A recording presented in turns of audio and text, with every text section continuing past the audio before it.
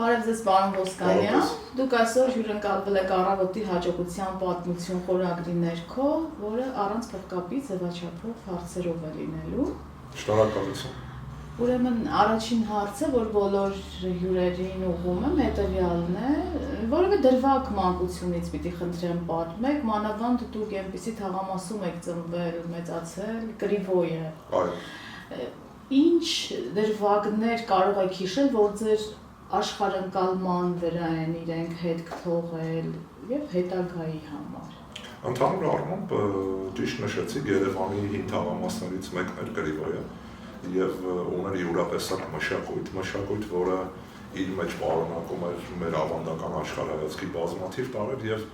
նաեւ որոշակիորեն, ասեմ այսպես,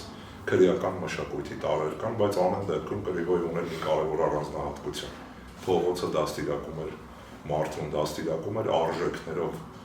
եւ այդ արժեքները վերաբերում են այնպիսի կարևոր հատկանիշների, ինչպիսիք են հարգանքը մեծերի հանդեպ, սեփական տեղի եւ դերի գնահատումը, ճիշտ գնահատումը, ոչ թե գերագնահատումը, որը շատ դեպքերում բնորոշ է ցավոք սրտի մեր ժողովրդի զանազան ներկայացուցիչների, ընդհանրապես մարդկային հարաբերություններում չափազանց կարևոր էր այդ, ասեմ այսպես, միգուցե սխալ են չի, բայց ես կարծում եմ, որ տեղին եզր է փողոցային դաստիարակությունը, հետեւաբար մարդը, որը չի անցել նման դպրոց, որը սովորեցնում է պատրաստ լինել նաև կյանքի դժվարություններին, կարծում եմ հետագայում ունենում է որոշակի խնդիրներ եւ ունենում է որոշակի կարծրատիպեր, որոնք նրան հետ են պահում շատ դեպքերում ռիսկի գնալուց, շատ դեպքերում այնպիսի գործողություններ իրականացնելուց, որոնց իրավացիության մեջ դու վստահ ես, բայց որոնք պարունակում են որոշակի վտանգներ։ Այս համատեքստում ես կարծում եմ, որ դա երևանյան ավանդական մշակույթի մի մասնիկ էր, որը ցավոք սրտի այժմ շատ տեղերում ընդհանրապես վերացել է եւ չկա։ Պարոն Ոսկանյան, հետաքրքիր է ինչ գրքերով եք էլի դաստիարակվել, ձեր ծնողներից ինչ խորհուրդներ եք լսել։ Ընդհանուր առմամբ հատկապես եթե հաշվի առնենք այն շրջանը, երբ անցել է նվաստից մանկությունը, դա խորհրդային միության փաստացիորեն վերջին տարիներն են մանկությունը եւ պատանեկությունը, Հայաստանում կար շատ հետաքրքիր ավանդույթ մարդիկ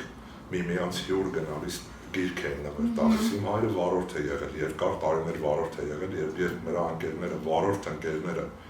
որոնք ասեմ այսպես մեղմ ասած աղերս չունեին մտավորական կոչվող երևույթի հետ, մեր տուն գալիս գրքեր էին նվեր բերում եւ հայրս էլ գրքեր նվեր տանում, երբ որ ինչ որտեղ մենք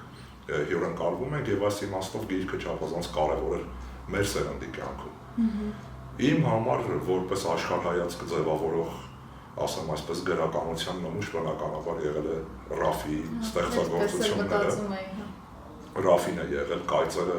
Ռաֆի Խաչատուրի հիշատակարանը, Խենթը եւ այլ ստեղծագործություններ, նաեւ Արցախի վերաբերող Խամսայի մելիքությունները, որը թեև գիտական աշխատանք է, բայց գրական գեղեցիկ ձևով է ներկայացված, իսկ պատմական աշխարհայացքը ձևավորվել է Լեոյի գործերի հիման վրա։ Մեր տանը մինչև հիմա կա Լեոյի բազմահատորյա կա եւ հայ շատ ընտանիքներում կար եւ Լեոն կարդացվում էր թեև պատմական, ասեմ այսպես, շատ դեպքերում միգուցե զանազան տեղերով հնացած երկեր, բայց այսուհանդերձ աշխարհայացք ձևավորող գրականությունից էր։ Այս իմաստով ես կարծում եմ, որ մեր սերունդը երջանիկ էր, որովհետեւ շատ դեպքերում, քանի որ չկար համացանցային աշխարհը, վիրտուալ աշխարհը, մենք ապրում ենք գրքերի աշխարհում։ Չնայած կարծում եմ յուրաքանչյուր սերունդ ունի իր առաքելությունը, ունի իր գործիքակազմը եւ ներկա սերունդը շատ ավելի հեշտ հասանելիությամբ կարող է յուրացնել այն ամենը, ինչ մենք յուրացնում ենք օրերով սպասելով, ասենք գրադարանից որևէ պատվիրված գրքի գալուն, բայց այսուհանդերձ կարծում եմ դա կարևոր նաեւ դաստիարակչական նշանակություն ուներ գիրքը ընդհանրապես եւ գրքի առկայությունը տանը։ Թերթելով կարդալը ուրիշ է։ Տեսեք, պատկերավոր ասած այդ տարիների բոլոր ընտանիքներում կար դաշնամուր։ Լավ, շատերը այդ դաշնամուրը նվագել ընդհանրապես չգիտեն, բայց այդ դաշնամուրը ձևավորում էր աշխարհայացք, ձևավորում էր ըստ էության որոշակի մշակութային էլեմենտ մարդու հոգում, մարդու սրտում, եւ դա բերում էր նրան, որ թեկուզ, ասեմ այսպես, թերի կրթություն ունեցող կամ շատ բարձր մակարդակի կրթություն չունեցող անձը ունենում էր որոշակի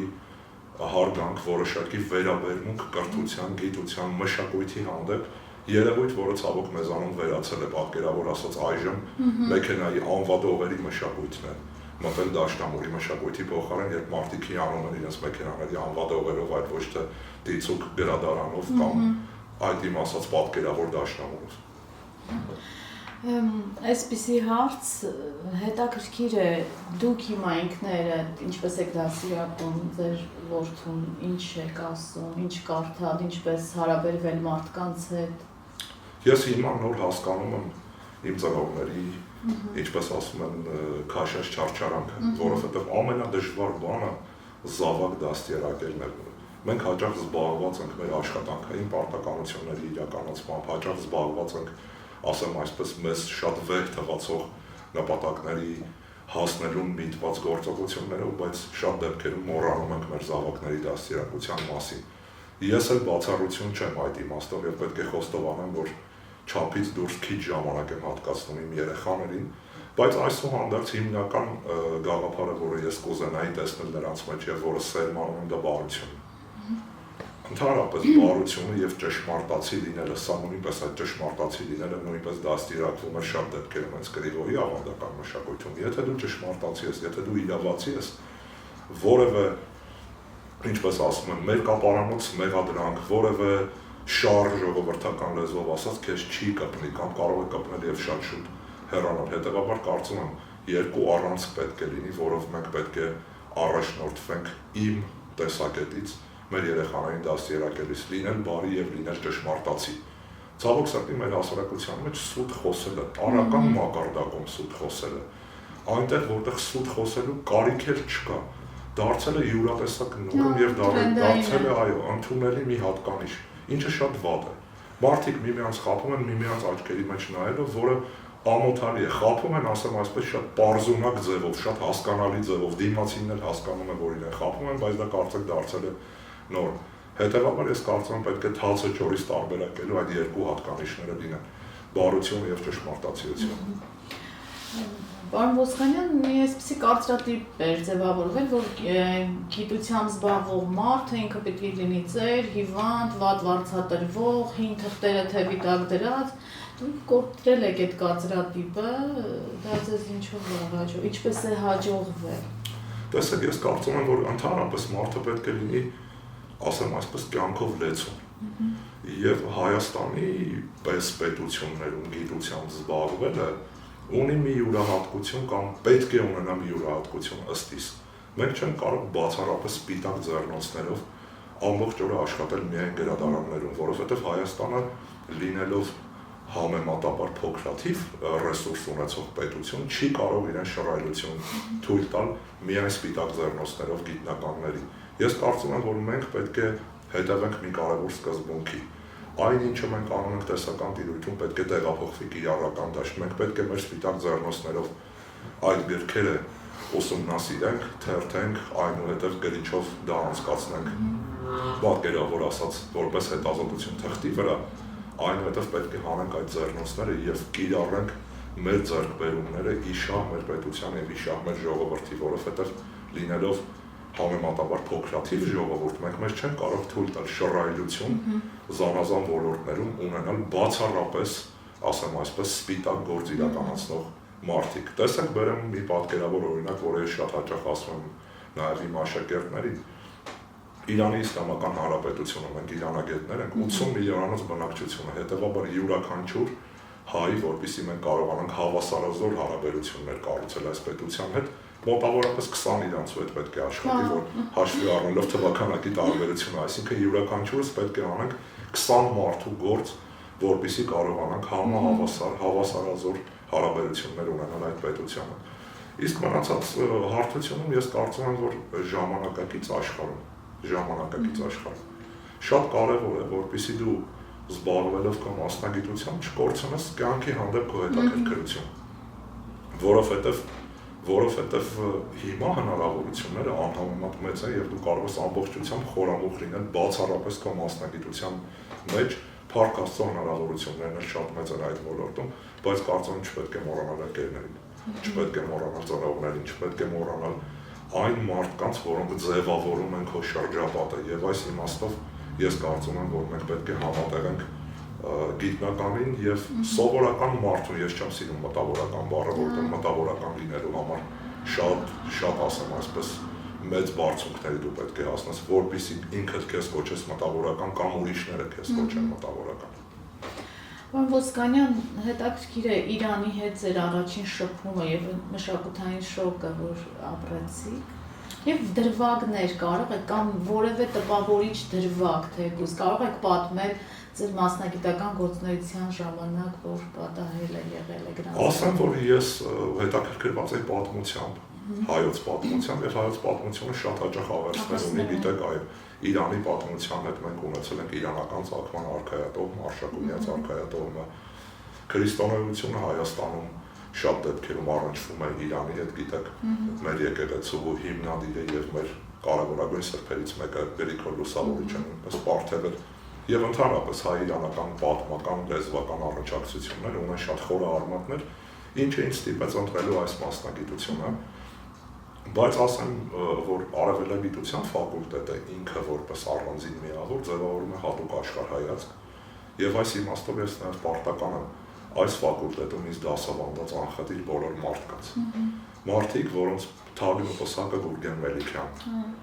նշանավոր իրանագետ եւ նշանավոր մարդ, որի օրինակը շատ հաճախ ոգեշնչել է շատ շատերին, այդ թվում նաեւ ինձ նաեւ մարդկային կերպարի օրինակը։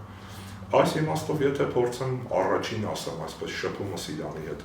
ձեզ ներկայացնել, ապա առաջին անգամ Իրանում եղել եմ 1997-ին, երբ դեռ ասպիրանտ էի, եւ առաջին ասեմ այսպես մշակութային տարօրինակությունը, որը Իրանում ինձ զարմացրեց, դա այն էր, որ կային տաքսիներ, որոնք աշխատում էին Հայաստանի երթուղայինների սկզբունքով,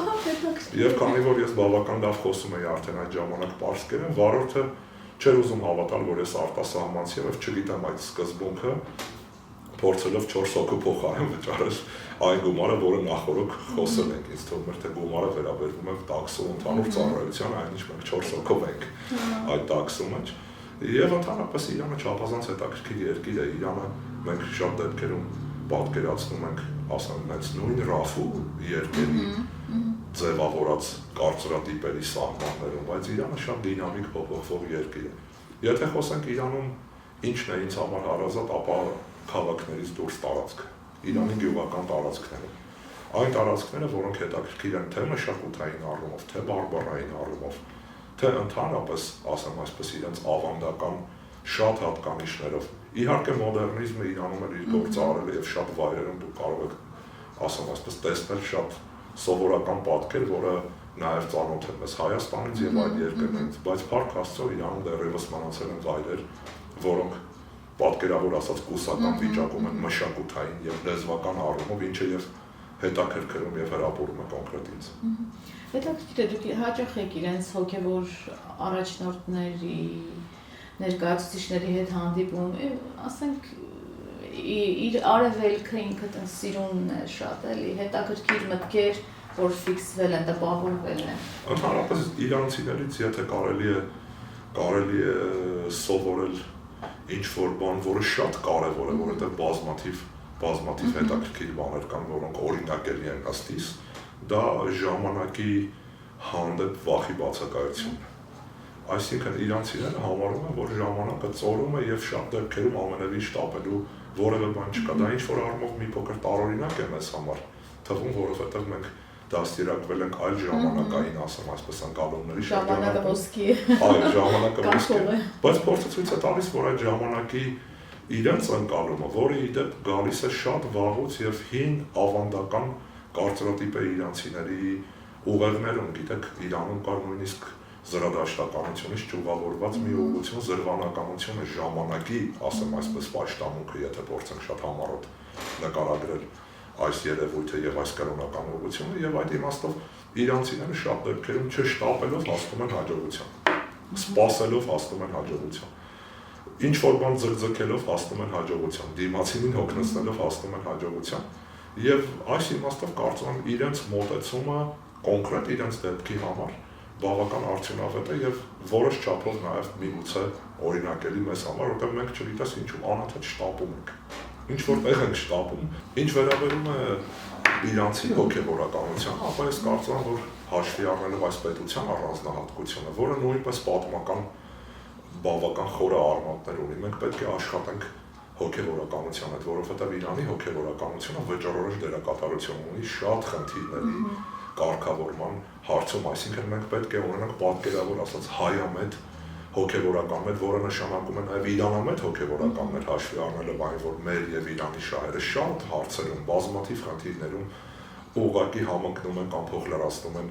միմյանց, հետևաբար կարծում եմ հասարակության այս շերտի հետ աշխատանքը շատ արդյունավետ կարող է լինել Հայաստան-Իրան Այսինքն հոգևորականների միջոցով լինի երկխոսությունը հայ հոգևորականների եւ իրանցի հոգևորականների երկխոսության Իրանում գիտեք իսլամի պարագայում իսլամը քաղաքական կրոն է եթե քրիստոնեությունը շատ հաճախ քաղաքական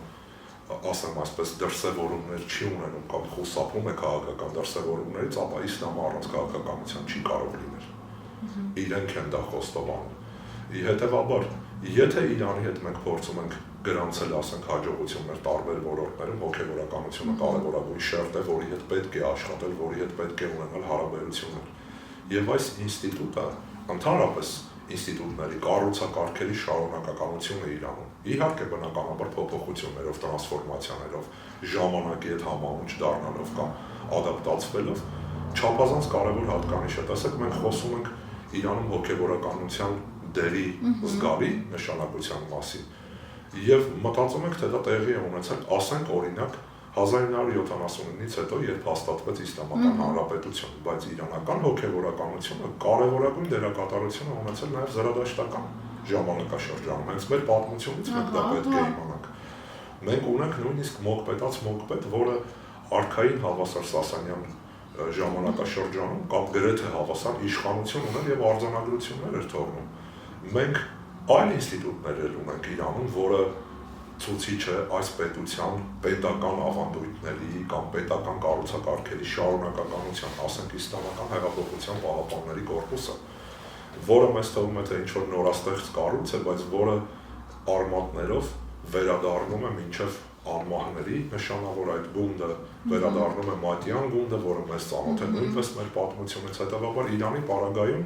եւս մենք օրինակելի հանգամանք այդ շարունակականությունն է։ Տեսակ զրադաշտական Իրանը բավական տարբեր էր իսլամական Իրանից, բայց կառուցակարգերը իրենց փոփոխություններով բնականաբար ժամանակին հարմարեցմամբ եւ իրավիճակին հարմարեցմամբ գործում են։ Մենք շատ դեպքերում թույլ ենք տալիս կոպտագույն սխալ, երբ փորձում ենք ջնջել ամեն ինչ եղել է մեզնից առաջ եւ ստեղծել ինչ-որ նոր բան։ Բնականաբար նորը շատ լավ է, շատ դեպքերում նորը շատ լավ է, բայց բազմաթիվ դեպքերում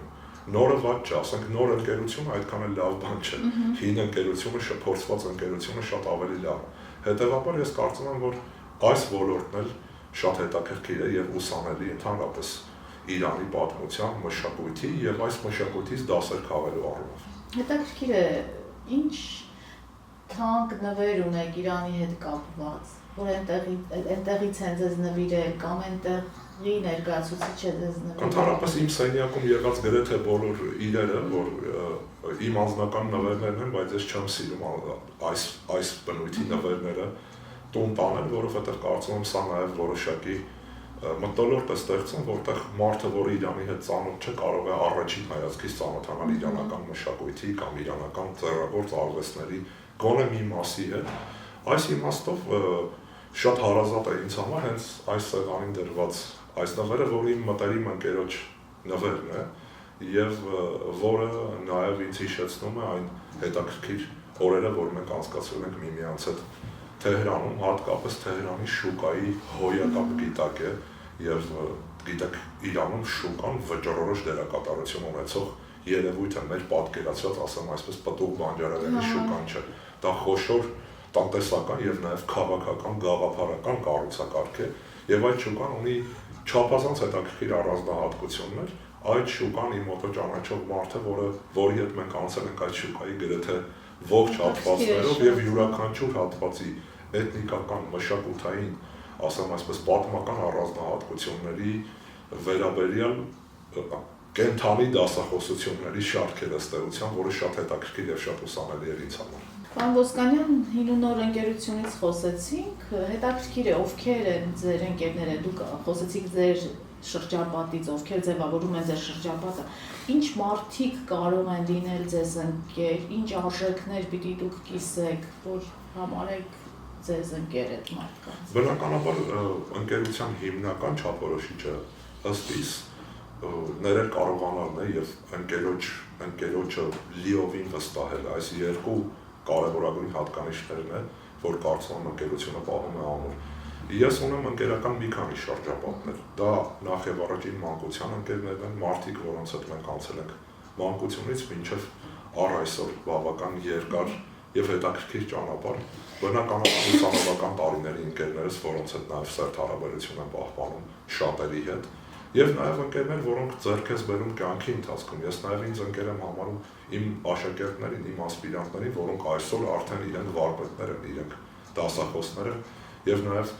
մենք ունենք ոչ միայն ասեմ այսպես պաշտոնական հարաբերություններ, բնականաբար զանազան դեպքերում անհրաժեշտ է ունենալ որոշակի պաշտոնական հարաբերություններ, հատկապես իրանցիների հետ աշխատելու ընթացքում, բայց նաև ունենք ընկերական հարաբերություններ։ Հիմնական չափորոշիչը իմ ասած ներել կարողանալը եւ ընկերությանը հավատարիմ լինելն է, ընկերությանը նվիրվելն է, ընկերությունից ակնկալիք չունենալը։ Իմ մանկության ընկերների շրջապատը շատ բազմազան է։ Սկսած այժմ ազգային ժողովի կներեք խորհրդարանի ազգային ժողովի կոչում, չէ՞, ազգային ժողովի падգամավորից վերջացրած մեքենա, ինչպես են ասում դա հայերեն, դզող փչով, որոնց հետ ես գրեթե պարբերաբար ասեմ այսպես շփվում եմ եւ շատ դեպքերում մենք միմյանց հետ կիսում ենք նաեւ հացի սեղան։ Իմ համակուրսացի ընկերները շատ դեպքերում մենք ունենք նույնպես շատ սերտ կապեր, սերտ հարաբերություններ, նաեւ մեր ամբիոնի աշխատակիցներից շատերի հետ մենք ունենք ընկերական հարաբերություններ եւ նույնպես շատ դեպքերում կիսում ենք միևնույն սկզբունքները եւ միևնույն աշխարհայացք։ Տեսեք, մենք կարող ենք ունենալ տարբեր տեսակետներ, տարբեր խնդիրների վերաբերյալ եւ դա բնական է։ Բայց առանցքային, ասեմ այսպես, արժե համակարգը, եթե դու ընկերություն ես անում ինչ-որ մեկի հետ, պետք է լինի ընդհանուր։ Ասենք օրինակ, վերաբերմունքը, չգիտեմ, հանդեպ փողը։ Շատ դեպքերում մեր հասարակության մեջ փողը դիտարկվում է ամենամեծ արժեքներից մեկը եւ նաեւ վերջին մի քանի տասնամյակներում խորհրդային տարիների, ասեմ այսպես, այդ ինչ որ առումով հիմա ասում ենք սոցիալիստական քարոզից հետո փողը սկսել է շատ չափից ավելի արժևորվել։ Ես հասկանում եմ, որ դա նաեւ պայմանավորված է տնտեսական դժվարություններով։ Բայց մենք դաստիարակվել ենք այլ ոգով, փողը ծախսելու համար սկզբունքով, այլ ոչ թե կուտակելու եւ այս իմաստով նաեւ ընկերության մեջ այդ խնդիրը չափազանց կարեւոր է, երբ դու չունես շահի ակնկալիք քո ընկերոջից եւ ինչ որ բան անելիս դա անում ես նվիրումով։ Եվ ընդհանրապես Հայաստանը շատ հետաքրքիր կոնստրուկտ է, հետաքրքիր կառույց է։ Տեսեք, ես կարծում եմ, որ ամենակայուն կառուցակարգերից մեկը մեր հասարակության մեջ ընկերության ինստիտուտն է։ Շատ դեպքերում նույնիսկ քաղաքական հակընդդեմ բևեռներում գտնվող մարդիկ իրենց բանավեճը դադարեցնում են, երբ խնդիրը հասնում է ընկերությանը, այսինքն ես այս հանգամանքը ես կարծում եմ շատ կարևոր է եւ շատ ամուր է պահում մեր հասարակական հարաբերությունները, որովհետեւ մենք ունենք մեկ այլ ծայրահեղություն եւս, որը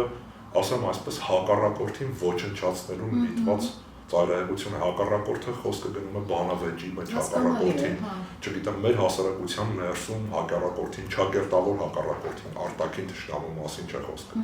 ինչը չափազանց վատ է եւ այստեղ է, որ ընկերության կառուցակարգը չափավորում է որոշակիորեն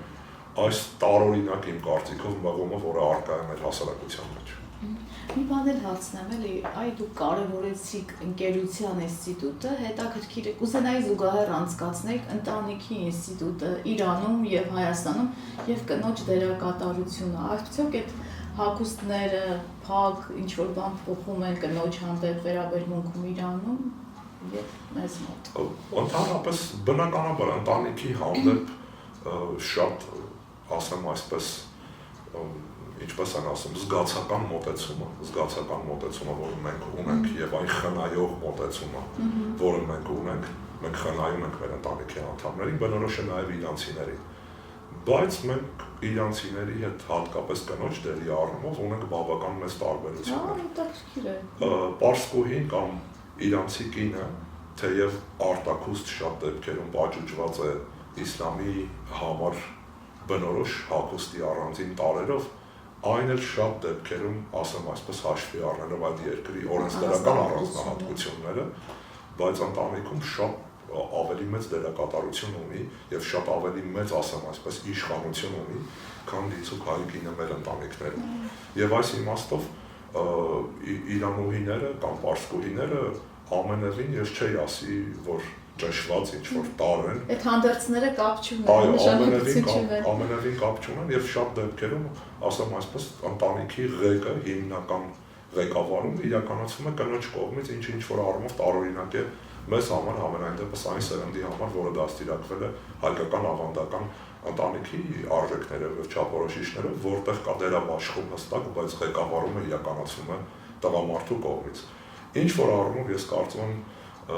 պարսկուհիները շատ ավելի նախանձելի վիճակում են, քան մեր կանայք, ես դա պետք է խոստովանեմ, բայց տեսեք մեզանում են շատ դեպքերում կնոջ հանդեպ զանազան, ասեմ այսպես, անընդունելի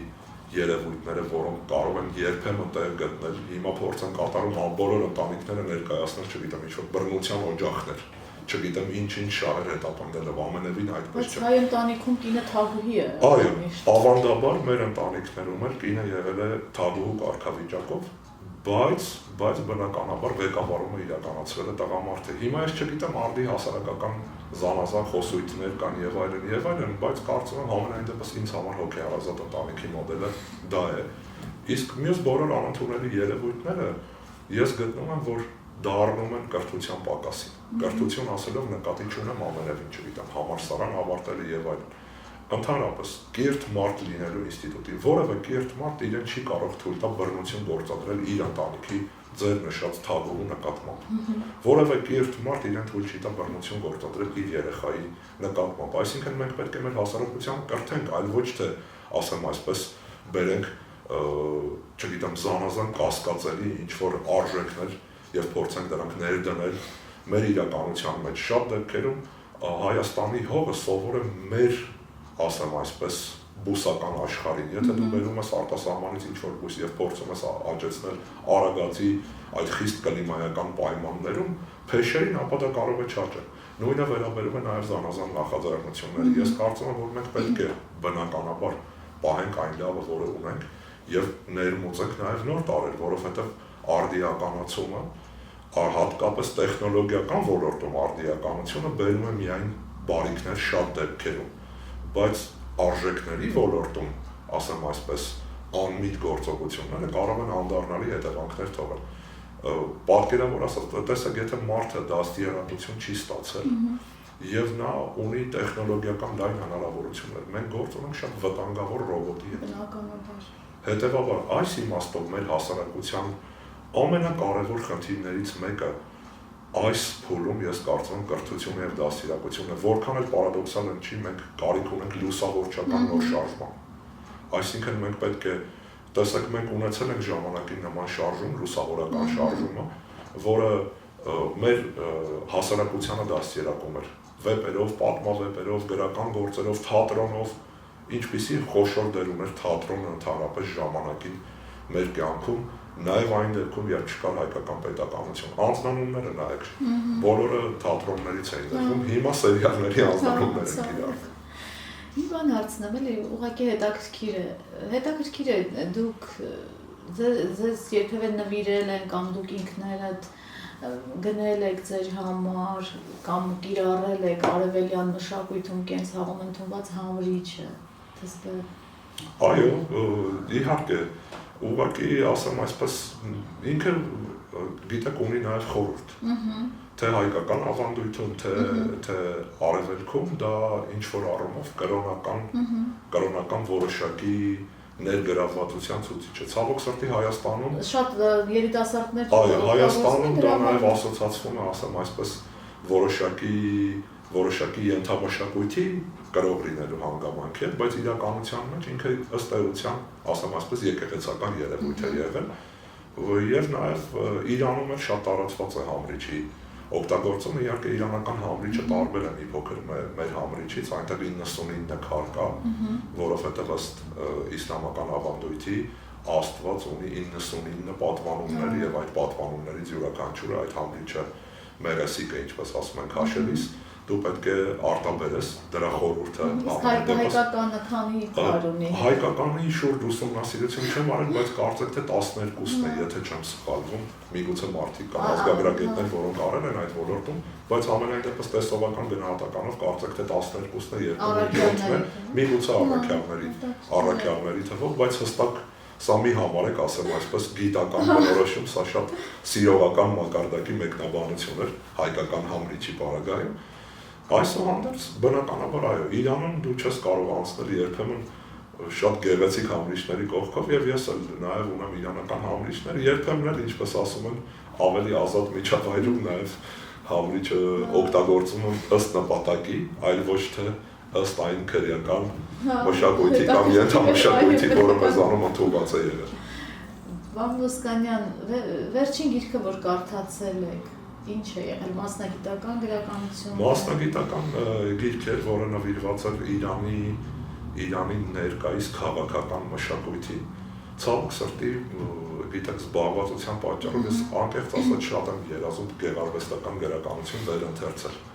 Շատ գրքեր կան, որոնք կարդացել եմ, ասենք, մի տասնյակ տարի կամ մի քանի տասնյակ առաջ նույնիսկ եւ հիմա շատ կուզեմ, ասենք 3 հեռացանակիրներ ես հիմա կուզենայի վերընթերցել, բայց բնականաբար շատ դեպքերում չի ստացվում։ Երբ որ ես դպրոցում սովորում էի, մենք ունենք հայոց լեզվի եւ գրականության ուսուցչուհի, որը մեզ ասում էր երեխաներ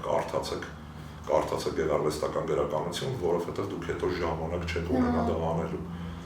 Ես անկեղծ ասած միշտ զարմանում եմ, թե ինչպես կարելի է ժամանակ չունենալ, բայց այսօր ես հիշում եմ այդ իմաստուն խոսքերը եւ այն հիմարությունը, որը մենք բոլորս մեզ թույլ ենք տալիս երիտասարդ կամ պատանի տարիներին չօգտագործելով այն ժամանակի հսկայական հատվածը, որը ունենք։ Բնականաբար մասնագիտական ավելի շատ գրականության հետ շփումներ կան հիմա կամ մասնագիտական գրականությունը մթերցում, գեղարվեստականի համար տեղ չի մնում, բայց գեղարվեստական գրականությունը շատ կարևոր։ Մասնագիտական գրականությունը կոփում է քո միտքը, գեղարվեստական գրականությունը քո հոգին։ Վան Ոսկանյան, հետաքրքիր է, դուք ձեզ հաջողակ մարդ համարում եք։ Ես ընդհանրապես ինձ համարում եմ, իհարկե համարում եմ հաջողակ մարդ։ Համենայն դեպս այն երազանքները, ասեմ այսպես, որ ունեցել եմ, ես առավելապաշտ չեմ։ Ունեցել եմ գրեթե բոլոր երազանքներս իրականություն դարձել են։ Հիմնական երազանքները վերաբերում են մարդկային տիրույթին։ Ունենալ լավ ընտանիք, լավ երեխաներ, լավ ընկերներ, ինչու՞ չէ նաև մասնագիտական ոլորտում հասնել որոշակի հաջողության։ 1-2 երազանք կա, որոնք կարծեք թե չեմ կարողացել իրականացնել, որոնցից մեկը Աֆղանստանում լինելն է եւ հատկապես Աֆղանստանի մի տարածաշրջանում, որը հայտնի է Նուրիստան անունով։ Դա է, մյուսը Սամարգանդն ու Բուխարան, ինչքան էլ պարադոքսալ լինի, առիթ չի ստեղծվել Սամարգանդ եւ Բուխարա գնալու, որը կարծում եմ մեծ բաց թողում է յուրաքանչյուր իրանագետի եւ արևելագետի համար։ Բայց ընդհանուր առմամբ եւ ես ընդհանրապես ինձ համարում եմ լավատես մարդ։ Դա կարևոր է։ Տեսեք, մի կարևոր հատկանիշ էլ կա, խռովկան լինելը, որը շատ դեպքերում բնորոշ է, հատկապես արական սեռի ներկայացուցիչների խռովկանությունը ամենևին, ասեմ այսպես, սազական երևույթ է։ Բայց ինքնաբավ մարդիկ խռովկան չեն։ Եվ հիմա մենք տեսնում ենք բազմաթիվ դեպքեր մեր պատանեկության տարիների խռովկան լինելը դա մեծ առատ էր տղամարդու համար։ Հիմա տեսնում ենք, որ դա ինչ-որ սովորական երևույթ է դառել, խռովում է դա։ Ընդհանրապես տղամարդը չպետք է խռովի։ Բնական է զանազան հույզեր կան, զանազան մարդկային, ասեմ այսպես,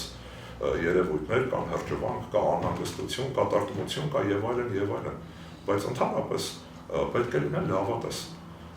եւ լավատես լինելով նաեւ լավատեսություն ներարկելով քո շրջապատին դու հասնում ես հաջողության։ Ես կարծում եմ հաջողության կարևորագույն գրավականներից մեկը լավատես լինելն է մշտապես։ Յուրաքանչյուր դժվարություն, յուրաքանչյուր խնդիր հնարավորություն է, լրացուցիչ հնարավորություն այդ դժվարությունը հաղթահարելու, նոր հաջողության հասնելու եւ այդ խնդիրը լուծելու։ Հետեւաբար որևէ դժվարություն չպետք է ընկրկող ընկերկելու հանգամանք հանդիսանա, պատճառ հանդիսանա։ Եվ այս հատկանիշները ես կարծում եմ, որ կոփվում են նույն այդ իմ նշած փողոցում։ Փողոցը ունի բազմաթիվ վտանգավոր տարրեր, հատկապես ներկայիս պայմաններում, բայց ունի որոշակի դաստիարակիչ գործողություն։ Եվ նաև վերադառնալով ընկերների հանգամանքի, եթե դուք ուզում եք մարդուն գնահատել, ասեմ այսպես, առաջին մի քանի վայրկյանների ընթացքում հարցրեք, արդյոք նա ունի ընկերներ, թե չէ։ Եթե մարդը ընկերներ չունի, խորհուրդ կտայի խոսապել այդ մարդու հետ, երկարատև շփումներ եւ հարաբերություններ կառուցել։ Անչափ շնորհակալ եմ այդ ասացիության։